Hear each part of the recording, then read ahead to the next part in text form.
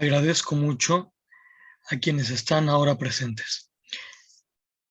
Les saludo deseándoles buenas noches en esta cuarta sesión síncrona del módulo 10, la última que tenemos en nuestro módulo y que va a ser especialmente interesante, aunque es muy probable que sea breve. Agradezco a quienes están viendo esta sesión también en diferido a lo largo de la semana. Espero que todas las dudas que surjan las puedan expresar en la mensajería de la plataforma. Durante este mes hemos recorrido las transformaciones en el mundo contemporáneo.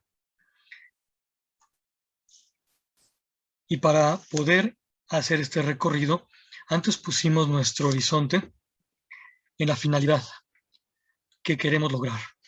Ya en la semana pasada les preguntaba cómo evaluaban su desempeño y sería interesante que revisaran el proyecto integrador del módulo 2 para ver dos cosas principalmente.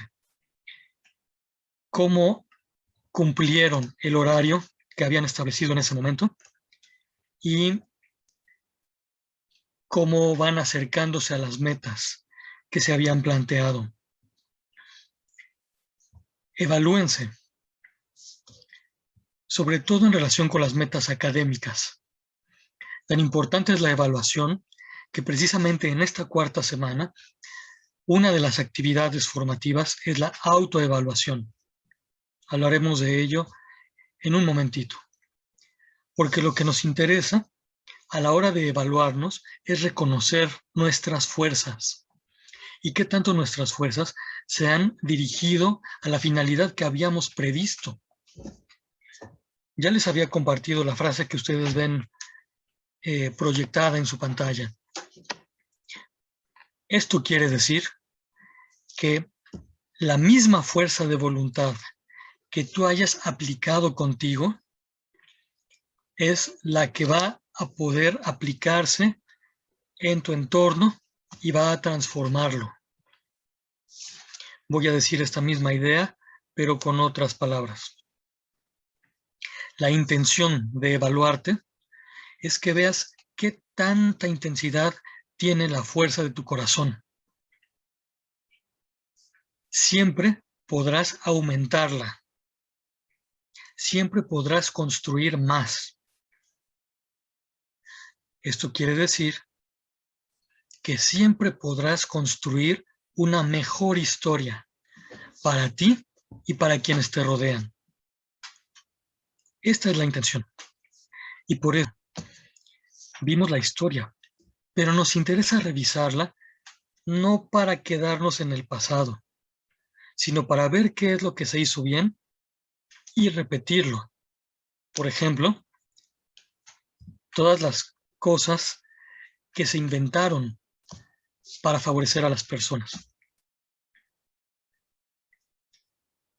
Para repetir las cosas buenas. Y si hubo cosas malas en la historia, para evitarlas, pero desde la raíz, desde la causa.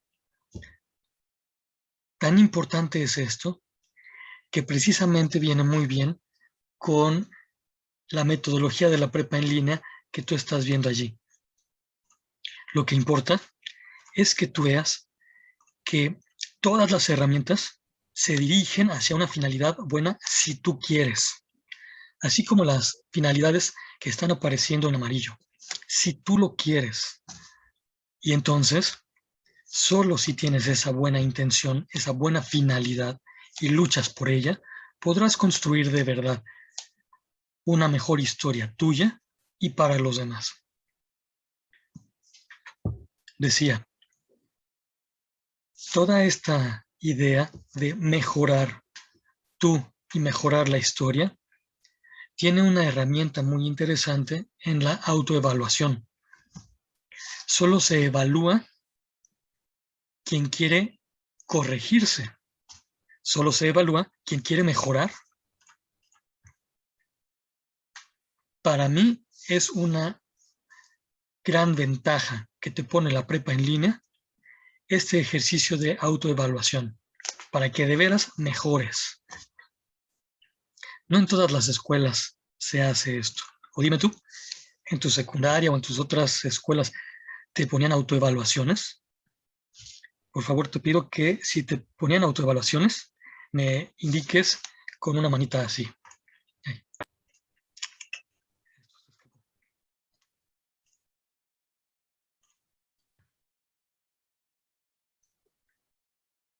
Bien.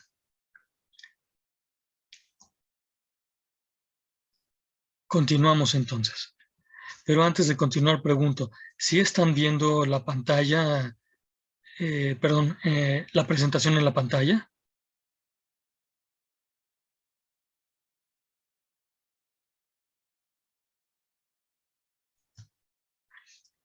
Perfecto. Gracias, Carla, por tu respuesta. Y gracias, David, también. Qué bueno que hacían autoevaluaciones en sus otras escuelas. Solamente así se puede mejorar. Bueno, para la sesión de hoy, además de la metodología, quiero hacer algunos énfasis sobre lo que se nos pide en el foro Aprendiendo, en el foro de integración y en el proyecto integrador. Para eso, en esta cuarta semana, más que en otras, es necesario que tengas los recursos. Tan importantes son los recursos que los mismos que te pusieron la semana pasada te los vuelven a poner hoy, porque con esos vas a poder hacer el proyecto integrador. Pero quiero señalar algo importante. La guía de la semana te indica cómo los puedes utilizar. La guía de la semana indica cómo puedes utilizar estos recursos, dónde los vas a ocupar. Así que conviene ver la guía de la semana. Hasta aquí. ¿Hay alguna pregunta o comentario?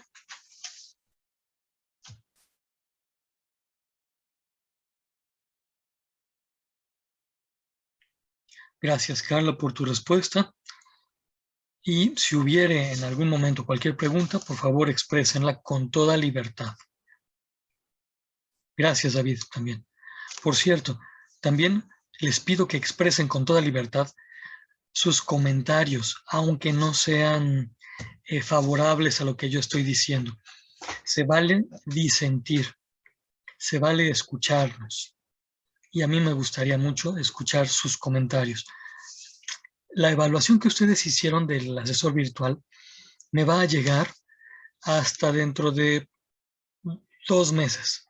Y entonces no me voy a enterar a tiempo. Les pido, por favor, si es posible, que en un mensaje de la plataforma me comenten su evaluación sobre mi desempeño. Si algo tengo que mejorar, háganmelo saber, por favor, porque así puedo atenderlos mejor y sobre todo atender a quienes vienen mejor. Bueno, les platico que en el foro Aprendiendo, que seguramente ya lo vieron ustedes, se nos pide que comentemos las respuestas a las preguntas que ustedes ven en la pantalla y a otras 3 preguntas que están interesantes y hablan sobre todo de nuestra experiencia. Este foro Aprendiendo está hecho para enriquecernos entre todos, así que conviene responder con toda sinceridad lo que hemos experimentado, lo que sí nos ha funcionado durante este módulo. Diferente es el foro de integración. Ustedes ya tienen experiencia de esto y ya recordarán que el foro de integración sí tiene calificación. Y como tiene calificación, hay una rúbrica. Se piden unas ciertas características que se deben cumplir. Para este caso, todas las características van alrededor de la pregunta detonadora que ustedes ven allí, que es una pregunta larga, pero que tiene algunas cosas claves que se comprenden de inmediato.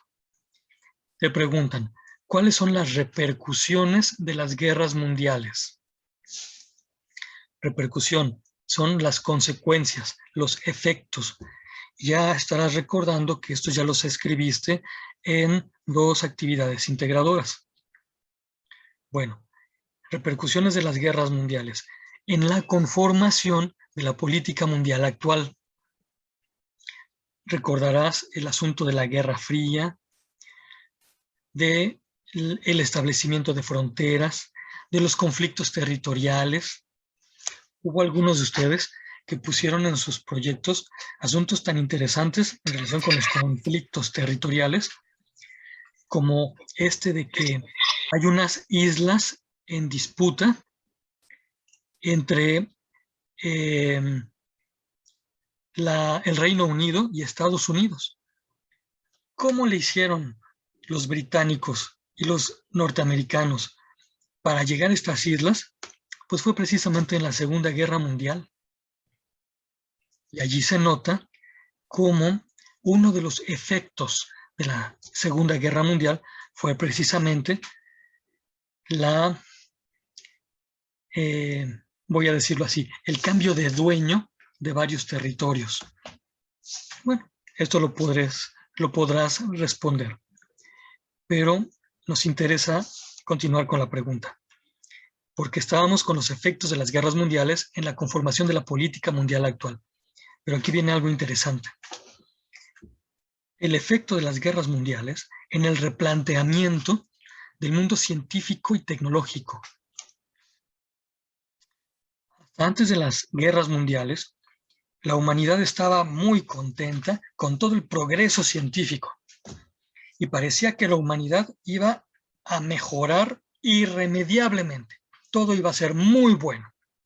Ustedes recordarán que este optimismo estaba presente en la primera década del siglo XX, sobre todo en Estados Unidos.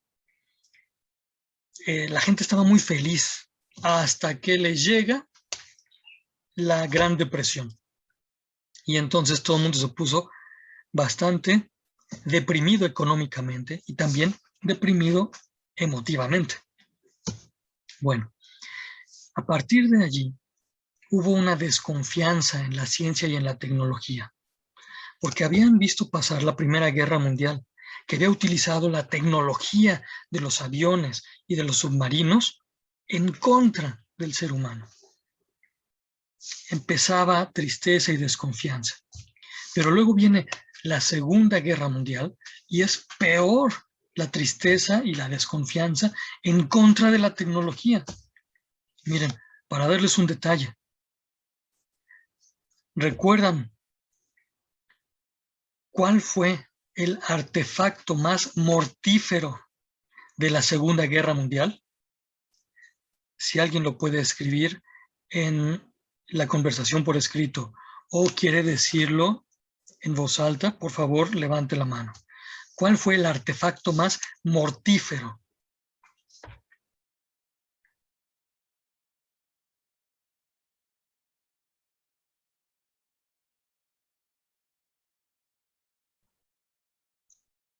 Nos dice Víctor, nos dice Carla, efectivamente, la bomba atómica.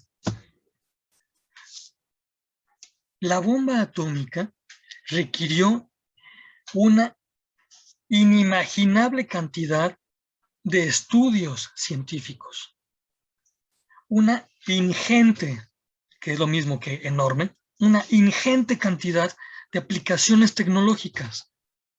Todo eso, ciencia y tecnología, para producir el artefacto que más muertes provocó. Los científicos que habían estudiado la descomposición del átomo, sabiendo cómo se iba a ocupar, decían, no debe ser así. No hicimos la ciencia para esto. Si hubiéramos sabido que lo iban a ocupar para esto, no lo hacemos. La ciencia ha avanzado a un nivel muy alto, pero la humanidad se ha quedado enana. Esto era una afirmación que hacía Einstein, pero también otros. Cuando la gente, junto con los científicos, vio que toda esa ciencia se podía utilizar para provocar más muerte y tristeza, dijeron, no, ya no creo en la ciencia, ya no creo en la razón, prefiero mis supersticiones. Y mucha gente volvió a las supersticiones. Desconfianza de la razón, desconfianza de la ciencia, desconfianza de la tecnología.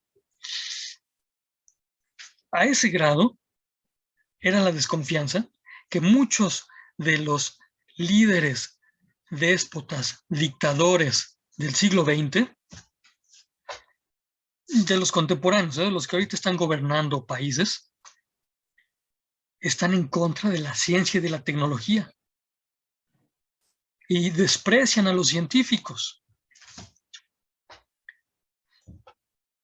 Es impresionante. Pero entonces, ya estamos hablando de algunas repercusiones de las guerras mundiales en el replanteamiento del mundo científico y tecnológico. Bueno, tú verás en las instrucciones del foro de integración que está el guión de las 4 intervenciones que debes hacer. Y me voy a callar un momentito para que tú las leas aquí y si tuvieras alguna pregunta, la expreses, por favor. Hago esto para no repetir lo mismo que tú puedes leer.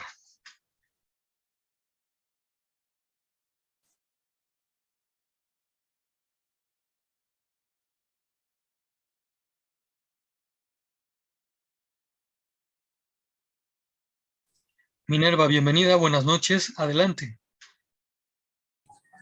Buenas noches, profesor y compañeros. Tengo una duda con respecto al punto número 3. ¿Qué pasa si ningún compañero me replica? Yo voy a estar atento al foro, de manera que estaré viendo que haya interacción. Ustedes notarán que voy a provocar cierta interacción. Aprovecho para decir, en los foros anteriores, que fueron así como de entrenamiento, cada quien ponía sus intervenciones, pero parecían islas. Cada quien aislado en lo suyo y participaba y ya no se fijaba en lo que decía el otro y entonces hubo algunas repeticiones. Voy a estar ahora en este foro ayudándoles para que haya interacción y réplica. Y en el caso fortuito de que no hubiera ninguna réplica, yo te la voy a hacer. Y entonces tú respondes a las réplicas que haga el asesor virtual. ¿De acuerdo? Perfecto, muchas gracias. Muy bien. ¿Más preguntas?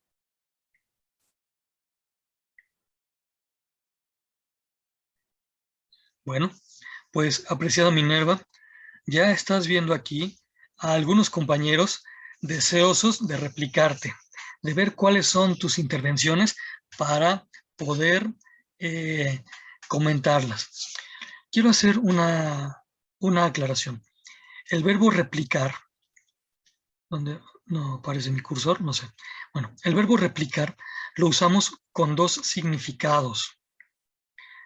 A veces replicar lo utilizamos como diciendo duplicar, como si fuera copiar. No es ese el significado que estamos utilizando. Por eso puse el otro verbo entre paréntesis. Replicar netamente significa contestar. Hacer una réplica significa hacer una contestación, es decir, escuchar con mucha atención lo que alguien ha dicho, captar su argumentación y argumentar. Puede ser en contra o puede ser a favor, pero argumentar tomando las ideas. Replicar es lo que hace un diálogo que construye. Replicar o contestar no significa pelearse. Significa que yo te puse atención a tus ideas y las voy a usar para mi argumento. Que repito, puede ser un argumento en contra de lo que tú afirmaste o puede ser un argumento a favor de lo que tú afirmaste. Eso es replicar o contestar. Muy bien. Si hubiera alguna pregunta, me la expresan, por favor. Luego vamos a ver.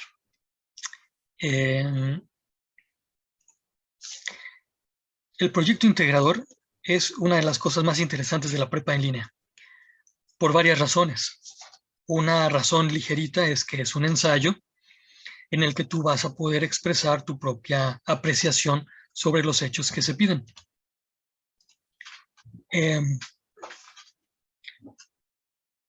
Ya tu valoración y tu propia apreciación de las cosas es algo tremendamente valioso.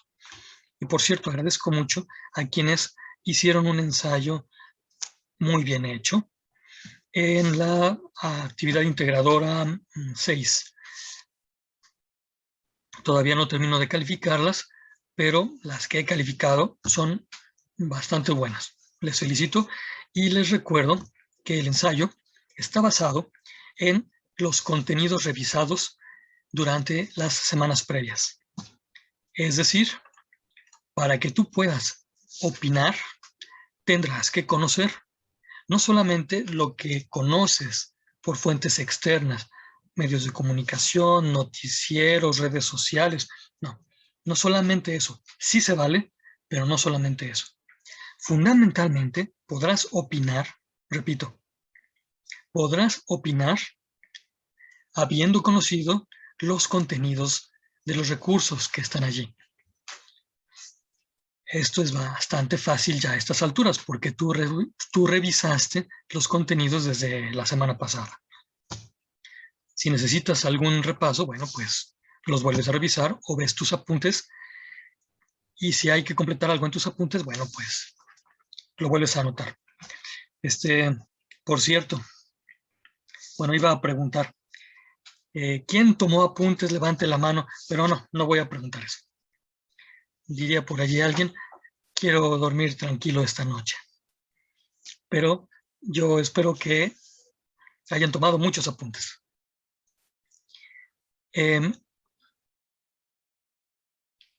La estructura del ensayo, tú ya la conoces. Y entonces esa estructura la vas a utilizar en las 5 páginas o 5 cuartillas que debe tener de longitud tu ensayo. ¿Qué? 5 páginas, si una sola página ya es un montón, efectivamente. Pero no te preocupes, porque si te fijas en las instrucciones de elaboración, prácticamente te van a decir cuál es el contenido de cada página. Y entonces tú podrás hacer un análisis y una argumentación. A esta diapositiva voy a regresar en un momento. Pero tú podrás hacer un análisis y una argumentación a lo largo de 5 páginas. Porque los problemas de los que se va a tratar el ensayo son bastante interesantes. Y tú ya tienes mucho material como para poder comentar. Recuerda, el ensayo es una exposición de argumentos. En un momento apenas se termine la sesión síncrona, te voy a poner algunos ejemplos de artículos con argumentos, como para que tú puedas tomar idea. Lo que sí quiero dejar muy claro es esto. Definitivamente, el ensayo no es un resumen. Tu proyecto integrador no debe ser un resumen de la información, y mucho menos debe ser el armatoste de pedazos de la información. Repito esto, tu proyecto integrador no debe ser copiar fragmentos y pegarlos. ¿Esto sí queda clarísimo? Aquí sí me voy a atrever a preguntarles, por favor. ¿Sí queda claro que el ensayo es tu argumentación con tu propio aprendizaje? Por favor, aquí sí, levanten la mano si quedó claro que esto debe ser el ensayo. Gracias, Víctor. Gracias, Minerva.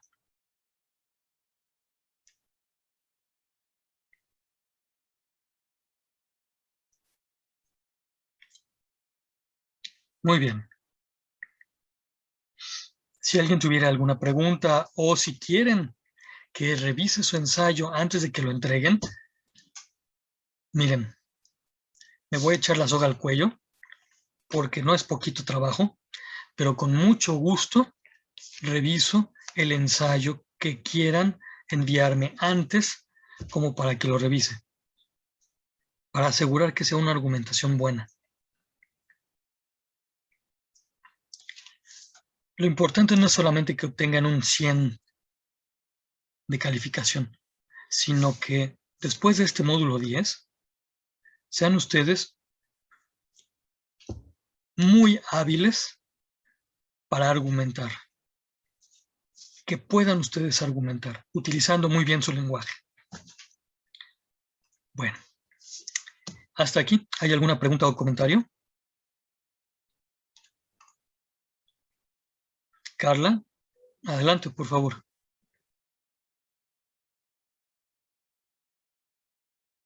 Ok. Ninguna pregunta. Muy bien, muy bien.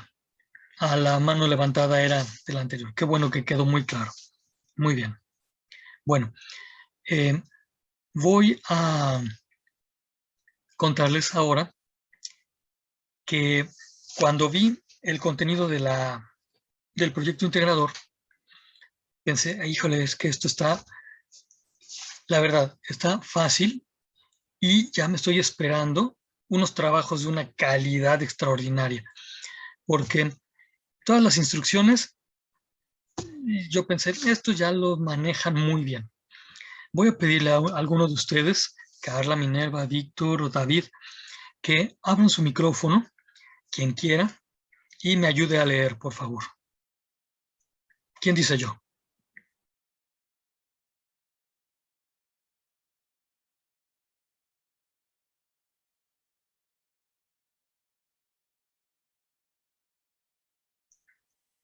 Gracias, Minerva. Por favor, ¿puedes leer el primer párrafo?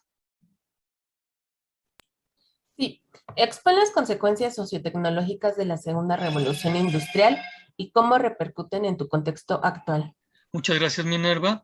Voy a volver contigo en un momentito, pero le pido a Carla o a Víctor o a David que me expliquen cómo harían, cómo responderían esa cuestión.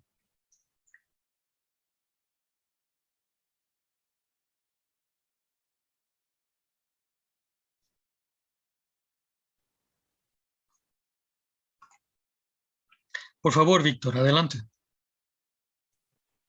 Yo expondría, pues, que las consecuencias sería el desarrollo que se obtuvo, por ejemplo, el desarrollo tecnológico, cómo ha afectado en la actualidad la forma de comunicarnos con el descubrimiento de los microprocesadores y todo eso que fueron utilizando.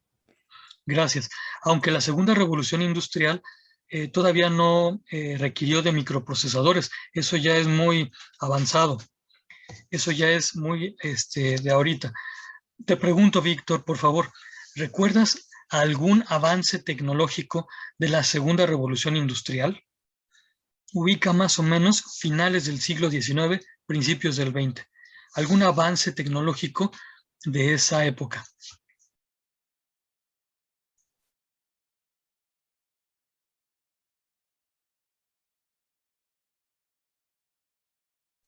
El paso del tren de vapor al combustible. Perfecto, muy bien, muy bien. Y de esa misma manera podemos ver la popularización del automóvil. Este, y es muy buen ejemplo el que acabas de mencionar. Eh, por favor, Carla o David, ¿recuerdan algún otro avance tecnológico de la segunda revolución industrial?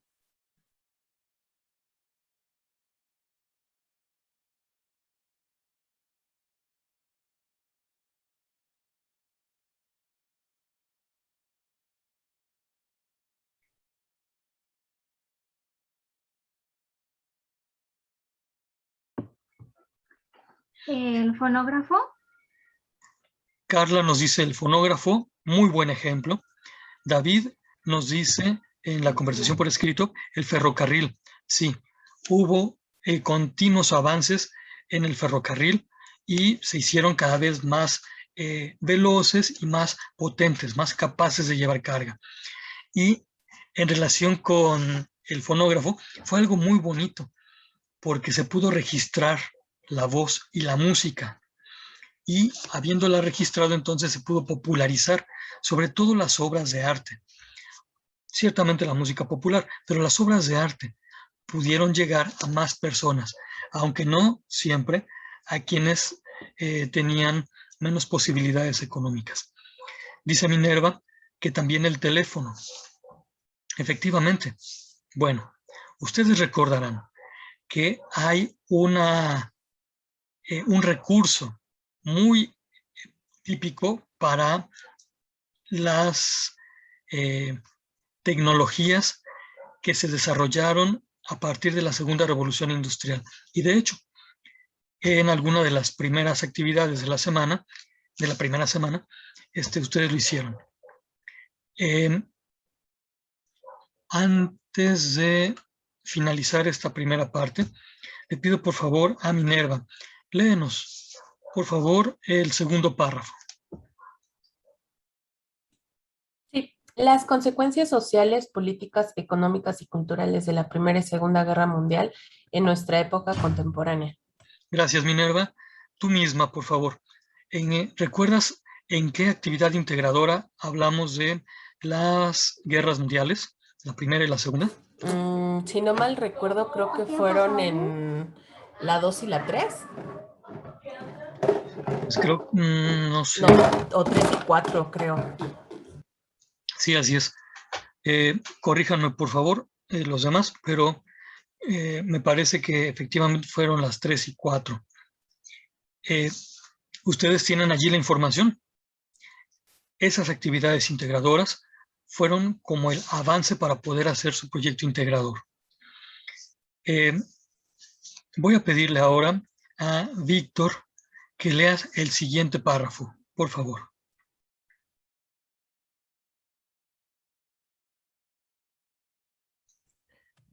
Los desafíos sociales, culturales, económicos y políticos derivados del nuevo orden global a partir de la caída del muro de Berlín. Bien. ¿Recuerdas tú, Víctor, qué actividad integradora ya hablaron de la caída del muro de Berlín y de la Guerra Fría?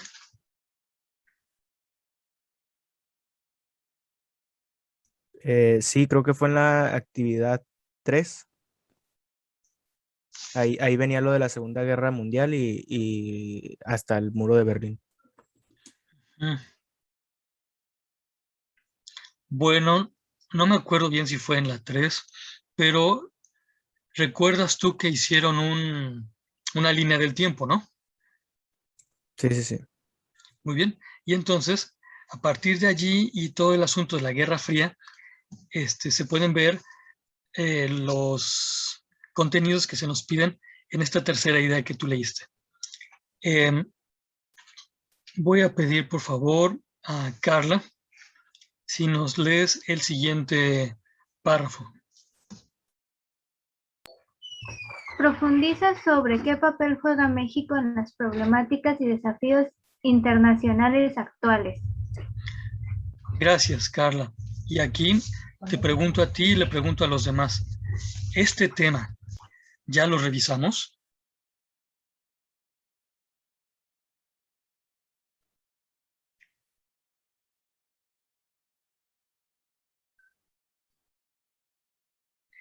¿Recuerdan algún recurso en el que se mencionen los desafíos actuales? Serían los que vimos la semana pasada, ¿no? Con respecto a la exclusión social y todo eso, porque pues al fin y al cabo vienen a raíz de las guerras, ¿no? Sí, sí. Cuando yo leí esta instrucción, empecé a preguntarme, porque pensaba, ¿y de dónde vamos a obtener esta información? Porque en la semana pasada vimos muchos desafíos, desigualdad, calidad de vida, etcétera, ¿no? Y todos relacionados con derechos humanos aplicados a nuestra propia vida. Los recursos no se restringen exclusivamente al caso de México. Hablan en general. Pero de todas maneras, ustedes abordaron muy bien esos desafíos al aplicarlos en su vida cotidiana. Porque la verdad, no hablaron de los desafíos en China, o los desafíos que tiene Japón, o los desafíos que viven los hondureños, sino hablaron de los desafíos mundiales que vivimos nosotros aquí en México. Y entonces queda claro que esa actividad de la identificación de desafíos es la que nos va a ayudar para cumplir este punto del ensayo. Hasta aquí van 4 contenidos. Cada uno de ellos lo puedes poner en una página. Bien argumentado en tu ensayo. Pero para hablar del quinto, quiero dedicarle algo de tiempo. Ustedes ya lo están leyendo allí. Y para mí, este es el desafío. Vamos a hablar de este después de la pausa. Voy a finalizar. Quédense en el mismo enlace.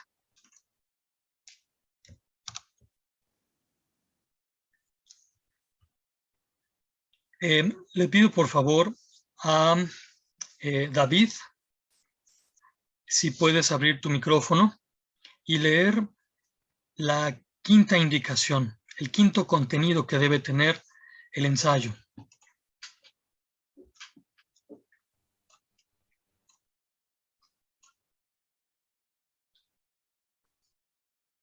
Hola, buenas noches.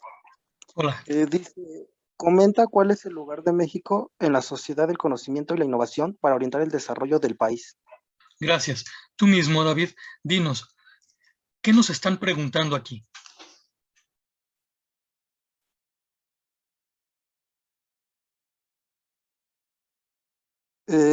¿Cuál es el lugar de México de la sociedad para saber su desarrollo? Muy bien. ¿El desarrollo de qué? De la innovación. Gracias, lo viste bien. Resulta que esta indicación, yo la entendí así. En tu ensayo tendrás que comentar qué hace México por el conocimiento y la innovación. Es decir, ¿qué hace México por la ciencia y la tecnología? Ya vimos que los desafíos actuales son fundamentalmente de orden social. Ya vimos que los medios de comunicación y la informática no solucionan los desafíos sociales. Ya vimos que las herramientas deben estar utilizadas por personas con una voluntad fuertemente dirigida al bien. Pero entonces, ¿qué hace México para fomentar el conocimiento y la tecnología al mismo tiempo que la humanidad para poder solucionar los desafíos actuales? Miren, esta indicación me llevó a buscar en los recursos de la semana pasada y la verdad no encontré que alguno de los recursos hablara de qué hace México para desarrollar el conocimiento y la innovación tecnológica. No está. Fui a la guía de la semana y busqué cuál era el recurso que proponían o los enlaces que proponían. Y tampoco hay. De manera que el desafío es alto. Y entonces yo pensé, ¿y de dónde vamos a obtener información segura que nos indique qué es lo que está haciendo nuestro país para desarrollar la ciencia y la tecnología? Tengo que decirles que lo primero que consulté fue el INEGI, el Instituto Nacional de Estadística, Geografía e Informática. Y no encontré información.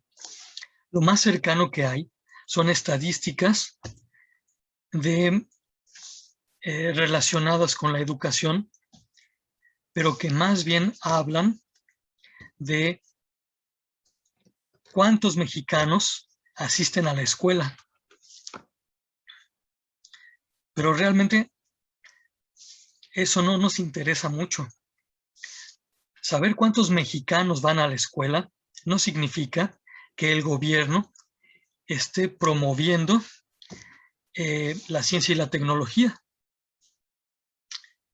Adelante, Víctor, por favor, te escucho.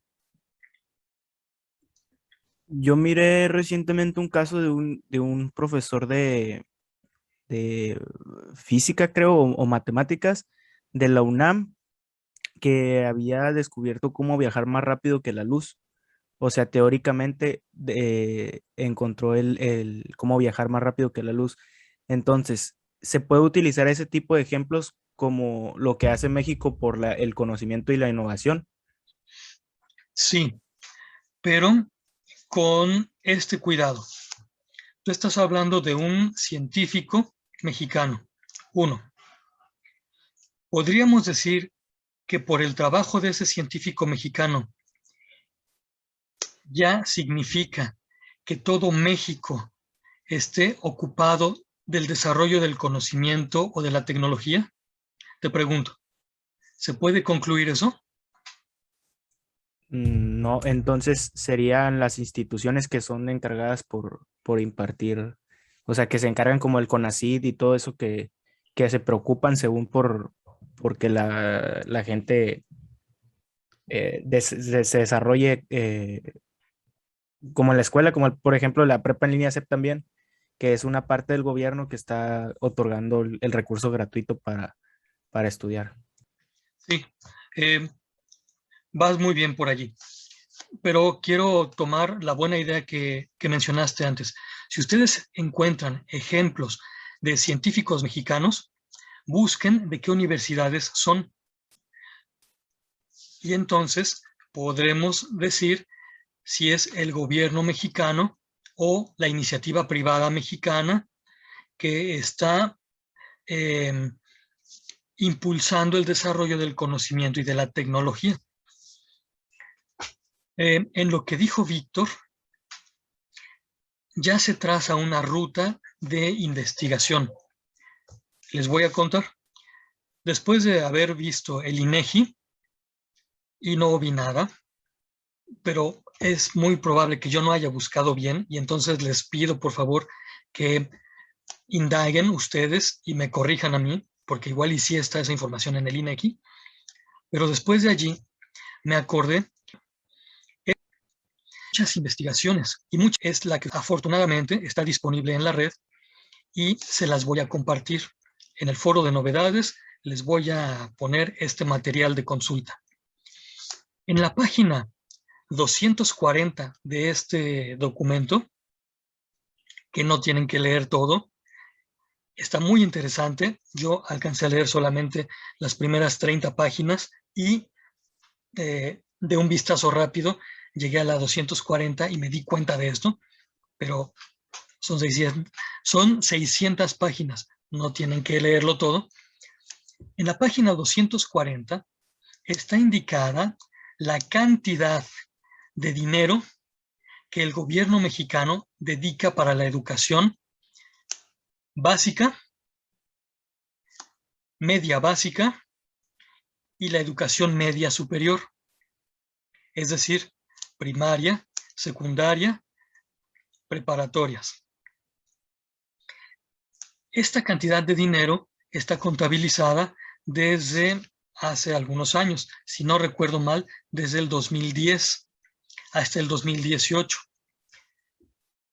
Ustedes pueden ver allí qué porcentaje del Producto Interno Bruto dedica nuestra nación para la educación a este nivel básico. Ya pueden ustedes con eso darse cuenta del interés del gobierno por la educación. Para evitar prejuicios, les puedo adelantar ahorita, y perdón por echarles a perder el desenlace, o como se dice en inglés mal dicho, por el spoiler, ya les puedo adelantar que el gobierno de México dedica muchísimo dinero a la educación, pero principalmente para pagar a profesores, no para infraestructura, es decir, materiales, escuelas, laboratorios, no, para eso no, para pagar los salarios de los profesores.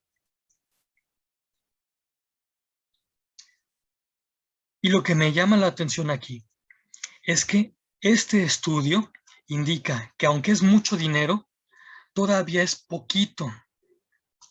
Todavía no se cumplen las metas. Y lo peor es que ese dinero que se va a los profesores no siempre le llega a quienes trabajan frente a clase. Esto es rarísimo. Voy a regresar la diapositiva para hacer surgir de que hubiera escuelas de alta calidad a la primaria y no es injusto, está bien. Y entonces este instituto se encargaba de evaluar la educación. Y desde el principio, desde que surgió, le dijo al gobierno mexicano: oye, no estás haciendo un buen trabajo en la educación, gastas mucho dinero, pero no lo estás aprovechando bien. Nosotros hemos visto que lo puedes aprovechar bien haciendo esto y esto y esto y esto. Y hacía muchos análisis este Instituto Nacional para la Evaluación de la Educación. Bueno, pues déjenme contarles algo. En el 2018 hubo un cambio de gobierno. Y el gobierno que entró, lo primero que hizo fue desaparecer a este instituto. ¿Pero cómo? ¿No le importaba la educación? ¿No le importaban los pobres? Pues parece que le importaba más quedar bien con profesores que no querían ser evaluados. Les pido por favor que me digan ahorita, ¿por qué un profesor rechazaría ser evaluado? Díganme por favor. Víctor.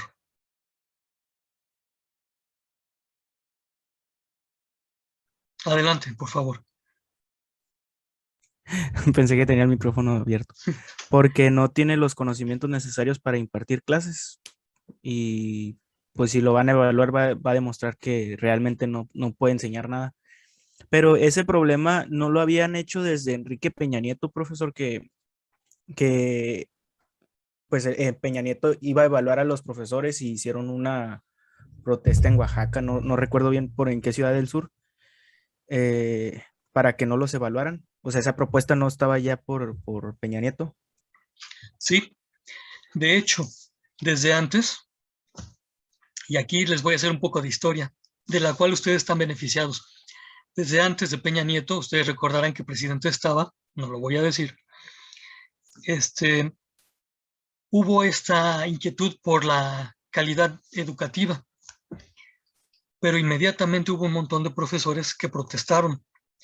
Y entonces, algo que se le ocurrió a la secretaria de Educación de ese momento, que fue Josefina Vázquez Mota, fue evitar problema con los profesores que siempre paran y que tapan las vías del tren y etcétera. y que son los que les pagan muchísimo dinero del presupuesto federal, se evitó problemas y entonces lo que generó fue un sistema donde cualquier persona pudiera tener acceso a la educación media básica en línea. Adivinen cuál es. Ustedes pueden buscar cuál es el origen de prepa en línea. Los estatutos que le dieron origen fueron firmados por Josefina Vázquez Mota. Después de ella hubo otros secretarios de Educación Pública que siguieron en el mismo sentido. Cuando el INEE, que como bien dice Víctor, hacía estas observaciones a los gobiernos y diciéndoles, no estás haciendo bien tu trabajo educativo, decía, pero está ahorita funcionando una estrategia que ayuda a toda la población a tener una educación de calidad. Bueno, afortunadamente, ustedes y yo formamos parte de esta estrategia que se preocupa por una alta calidad educativa. Y pues más o menos ahí va. Pero afortunadamente, nosotros no estamos sujetos a los antojos políticos de los líderes. Ya, me callo ahí. Nosotros podemos seguir trabajando, por lo menos hasta ahorita. Quiero decirles algo también. Los profesores de prepa en línea no somos bien pagados y se tardan mucho para pagarnos. Nosotros trabajamos cada módulo y después de 2 meses, si bien nos va, nos pagan. Pero estamos aquí porque encontramos un enorme valor en las personas que participan y una enorme posibilidad de propiciar una educación de calidad. Bueno, en el INEE, ustedes van a momentos, ¿qué era lo que estaba haciendo ahorita el CONACYT? Y una de las cosas que más sonaron fueron los ventiladores disque hechos en México. Realmente la tecnología no es mexicana, pero fueron armados, ensamblados en México bajo los requerimientos del CONACYT actual. Resulta que no se utilizan porque son dañinos para la salud. Esto lo hace el CONACYT de ahorita. Y para no cansarlos, también van a recibir ustedes esta información, esta presentación con algunos datos obtenidos del tercer informe de gobierno del presidente López Obrador, donde se nota cuál es el gasto que se hace en ciencia y tecnología. ¿Cuánto invierte México para generar científicos? ¿Cuánto le interesa al gobierno actual, a este país, que México juegue un papel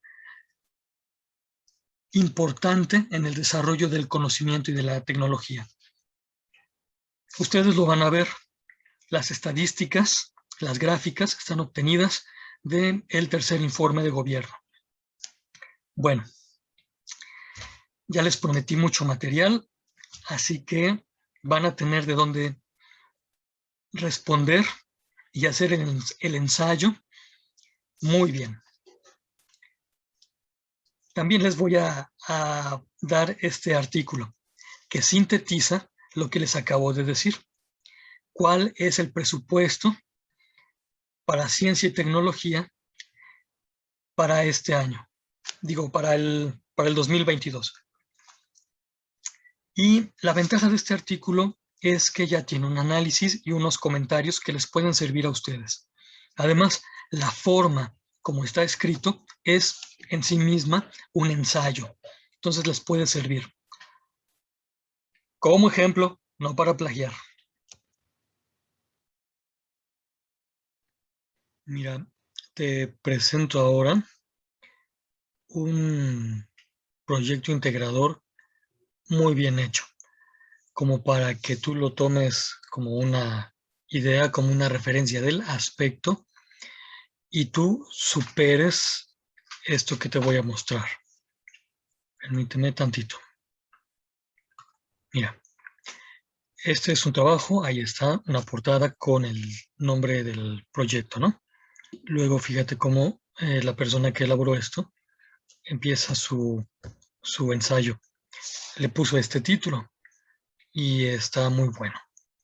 Después, cada párrafo está elaborado por frases que no son muy extensas, pero que se van armando para ir haciendo. Es la introducción, ¿no? Después el desarrollo, que va tomando premisas, va tomando ideas y las va tejiendo, concluyendo, y esas mismas conclusiones las toman como premisas de conclusiones posteriores. Me llamó la atención porque esta persona quiso añadir, venían bien como para ilustrar lo que estaba diciendo. Y otro detalle que me llamó la atención es que le puso notas de pie de página. Estas no se piden en las instrucciones, pero pues esta persona se las puso porque aprendió bien desde el módulo 3 o 4 que esto se puede hacer. Y así pone algunas explicaciones. Finalmente, después de todo este desarrollo,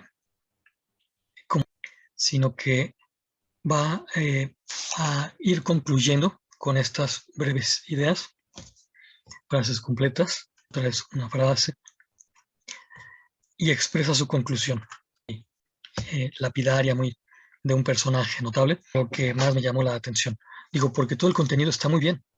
Revisándolo, definitivamente no fue un plagio. Ella fue aplicando sus conocimientos, fue mostrando su aprendizaje y relacionando con lo que se va pidiendo en las instrucciones que se responda. Bueno, pero fíjate la cantidad de fuentes de información que ocupó. Todas ellas las fue mencionando arriba en el cuerpo de su ensayo. Esta es la segunda página, van 2 páginas y cachito, ¿no? Y entonces podríamos decir, prácticamente son 2 páginas completas. No, a ver qué estoy diciendo, es 1, 2 de referencias. De hecho, tomé 2 referencias de aquí para compartírtelas en el foro de novedades. Son estas 2. Y bueno, espero que te sirva este ejemplo, así como un panorama muy, muy rápido, ¿no? Entonces así va a quedar tu ensayo, pero mejor.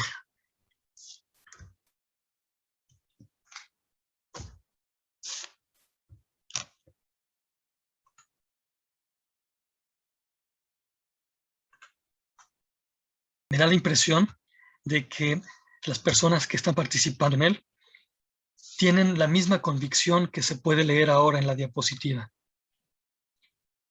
Necesitamos personas mejor educadas, no con papelitos, no solo con información, no solo más instruidas, bien educadas y jóvenes de aquí al infinito, y no hay límite.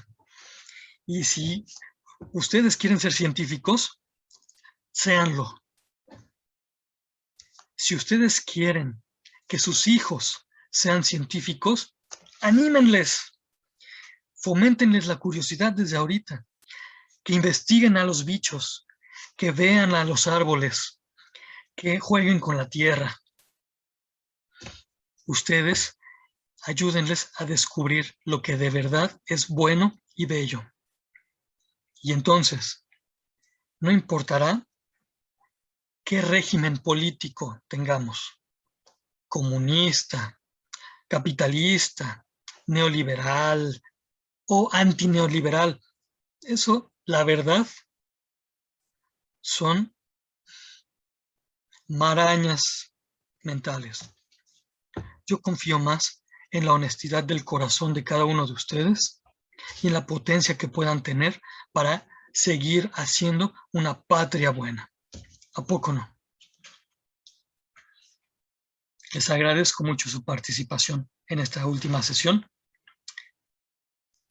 Les deseo que tengan muy buena noche y que puedan ustedes abrazar con mucho cariño a quienes están cerca de ustedes. Les agradezco. Hasta luego.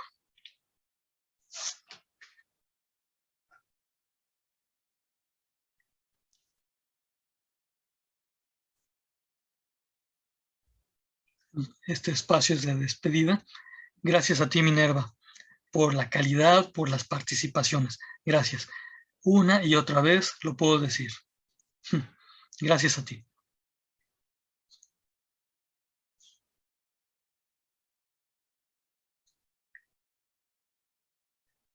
Gracias, David.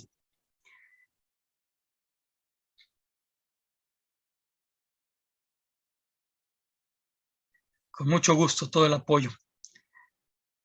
Que pases buena noche.